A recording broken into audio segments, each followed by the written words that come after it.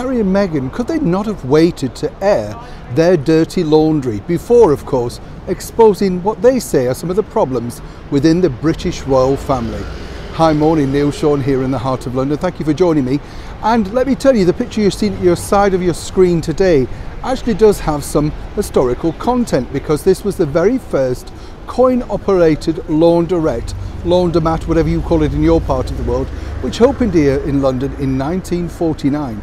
Now, as we know about all those sort of things, let me tell you, it's interesting when we talk about branding and TikTok and business moves and all that sort of stuff.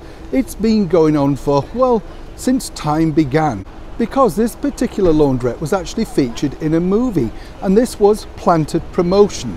Now, way back in 1959, Arthur Askey, who was a big film star here in England, started a movie alongside many other big names at that time called Make Mine a Million. It was all about trying to get advertising for free on television. Think about YouTube, TikTok, Instagram, Facebook, Twitter now, you know, exactly the same thing. And this particular laundrette, which was struggling at that point, was featured in the movie. You can see the picture now of Arthur Askey just going round the corner to take his laundry into that laundrette. What's interesting about that particular planted promotion is this: people didn't recognise it then as branding or whatever. You know, it was just something that, oh right, is that what you can do? Of course, they were opening the door to people actually airing their dirty laundry in public, as that famous saying goes. And of course, they got a lot of promotion, and Arthur Askey got a famous scene. As ever though, back to your royal story of the day. Well, it does appear, as we've said many times on the show, that Harry and Meghan's decision to depart the British royal family wasn't the easiest decision that they could have possibly made, given of course the time that they decided to exit. Now what has emerged is this: as people are calling now more than ever for the removal of their royal titles after that letter that Meghan wrote on headed paper to Congress, a lot of people feel, well, they've kicked off the Republican movement once again. Harry and Meghan, let me tell you, have a lot to answer for.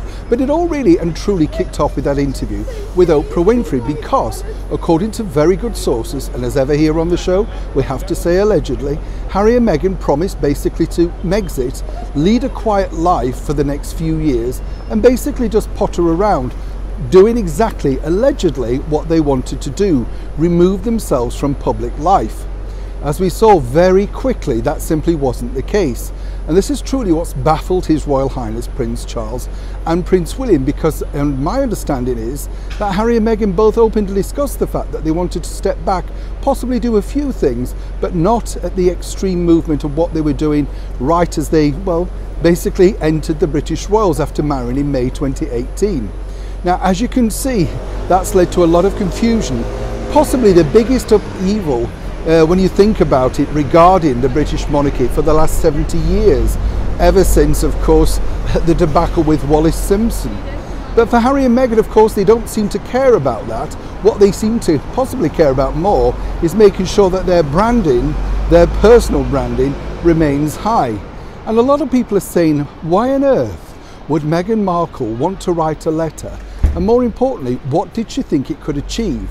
Now, as we've seen, thanks to that letter now arriving out in the United States, it's interesting, isn't it? Because she hadn't done her research, and actually it's received something of a backlash. What does appear to happen, and I'm not gloating about this at all, but with each step that they're advised to take, it appears that Harry and Meghan's dirty laundry seems to come back more than ever. And of course, their approval rating seems to sink even lower too, despite whatever they may have been told. Neil Sean in the heart of London.